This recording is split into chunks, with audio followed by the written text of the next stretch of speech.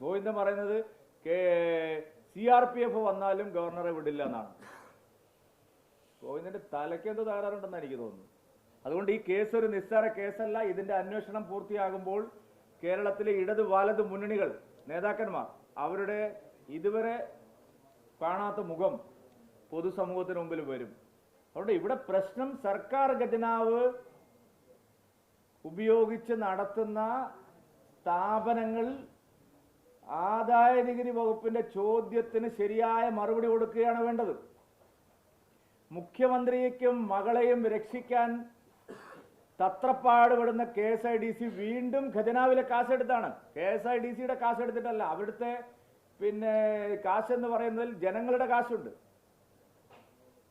വ്യവസായ വകുപ്പ് എന്ന് പറയുന്നത് ജനങ്ങളുടെ വകുപ്പാണ്. ആ KSIDCയിൽ പിണറായി വിജയന്റെ മകൾക്ക് വേണ്ടി CMRLനെ ഉപയോഗിച്ച് എന്തെല്ലാം അഴിമതി നടന്നു എന്നുള്ള കാര്യം ഇപ്പോ ലൈഫ് മിഷൻ കോഴക്കേസിൽ ജോസ്, നേരത്തെ പിണറായി വിജയൻ പറയുന്നതിനനുസരിച്ച് ഒപ്പിട്ട് കൊടുത്ത ജോസ് ഇപ്പൊ എന്തെല്ലാം പുലിവാലിലാണ് വന്നുപെട്ടിരിക്കുന്നത്. IASകാര് IPSകാരൊക്കെ പിണറായി വിജയൻ പറയുന്നത് കേട്ട് അവരുടെ അടിമപ്പണിക്ക് പോയാൽ അവര് രക്ഷപ്പെടാൻ പോകുന്നില്ല. KSIDC എന്തിനാണ് ഇങ്ങനെ ഒരു ശരിയായ ചോദ്യങ്ങൾക്ക് ഉത്തരം പറയാതെ അവര് ഇതിനെ മറയ്ക്കാൻ വേണ്ടിയിട്ട് കോടതിയെ സമീപിക്കുന്നത്? വ്യക്തമാണ്, പകൽ പോലെ.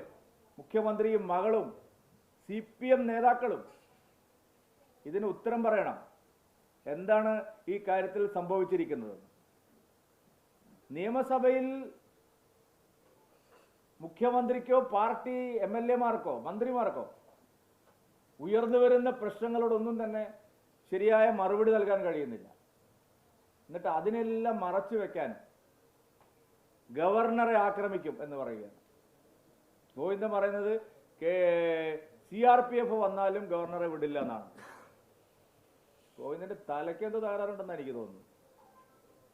ഗവർണർ, ഉപരാഷ്ട്രപതി, രാഷ്ട്രപതി, പ്രധാനമന്ത്രി ഇങ്ങനെയുള്ള ആളുകളെയൊക്കെ കരിങ്കൊടി കാണിച്ച് വണ്ടിയുടെ മുമ്പിലേക്ക് ചാടിയാൽ എന്തായിരിക്കും അവസ്ഥ എന്ന് മനസ്സിലാക്കാൻ ഒരു പാർട്ടിയുടെ സംസ്ഥാന സെക്രട്ടറിക്ക് കഴിയുന്നില്ല എന്ന് പറഞ്ഞാൽ, റോഡ് സൈഡിൽ ഇരുന്ന് മുദ്രാവാക്യം വിളിക്കാം, പക്ഷെ വണ്ടിക്ക് ഇടിക്കാൻ വന്നാൽ എന്തായിരിക്കും അവസ്ഥ? ഗവർണറുടെ സുരക്ഷ ഒരുക്കുന്നതിൽ സർക്കാർ പരാജയപ്പെട്ടതുകൊണ്ടാണ് CRPFനെ വിളിക്കുന്നത്. ഗവർണറെ ആക്രമിക്കാൻ, ഗവർണറുടെ കാറിന് ഇടിക്കാൻ ഗുണ്ടകൾ വന്നാൽ പിന്നെ എന്ത് ചെയ്യും? എന്നിട്ട് ആ CRPFനെ അപമാനിക്കുന്ന സമീപനമാണ് മുഖ്യമന്ത്രി എടുക്കുന്നത്. ഇത് മുഖ്യമന്ത്രി ഉണ്ടാക്കുന്ന തിരക്കഥയാണ്. കാരണം CMRL കേസ് വലിയ ചർച്ചയായി മാറുകയാണ്. മുഖ്യമന്ത്രിയുടെ മകളുടെ മാസപ്പടി വലിയ ചർച്ചയായി മാറുകയാണ്. സർക്കാർ നടത്തിക്കൊണ്ടിരിക്കുന്ന അഴിമതി വലിയ ചർച്ചയായി മാറുകയാണ്.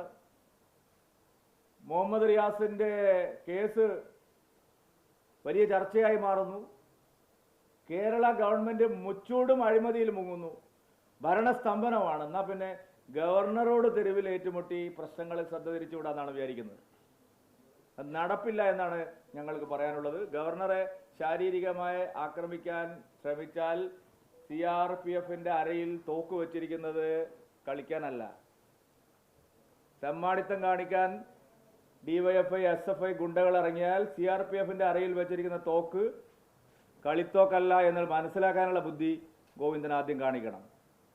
ഗോവിന്ദൻ ഈ അടിമക്കണ്ണ് പരിപാടി അവസാനിപ്പിച്ച് പാർട്ടി സെക്രട്ടറി, അന്തസ്സുള്ള ഒരു സെക്രട്ടറി ആണെങ്കിൽ പാർട്ടിക്കകത്ത് നടക്കുന്ന അനാശാസ്യമായിട്ടുള്ള പ്രവണതകൾ അദ്ദേഹമാണ് തിരുത്തേണ്ടത്.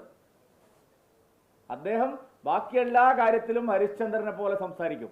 പിണറായി വിജയന്റെ കാര്യം വരുമ്പോൾ അടിമക്കണ്ണായിട്ട് അധപ്പതിക്കും. എന്തിനാണ് ഇങ്ങനെ ചെയ്യുന്നത്? കേരള പദയാത്ര കണ്ണൂരിൽ എത്തുമ്പോൾ പാർട്ടി CPM നേതൃത്വത്തോട് ഞങ്ങൾക്ക് ചോദിക്കാനുള്ളത്, ഈ ജില്ലയിലാണല്ലോ ഈ ഇന്ത്യയിൽ തന്നെ ഏറ്റവും പ്രധാനപ്പെട്ട കമ്മ്യൂണിസ്റ്റ് പാർട്ടിയുടെ ഘടകം പ്രവർത്തിക്കുന്നത്. എന്താണ് നിങ്ങളുടെ പാർട്ടി ഇതുപോലെ ഒരു അവമതിപ്പ് ഉണ്ടാവുന്ന നിലപാടുകളിലേക്ക് പോയി തിരുത്താൻ ഇവിടെ ആരുമില്ലേ? മുഖ്യമന്ത്രിക്ക് മാത്രം പാർട്ടി നയങ്ങൾ ബാധകമല്ലെന്നാണോ?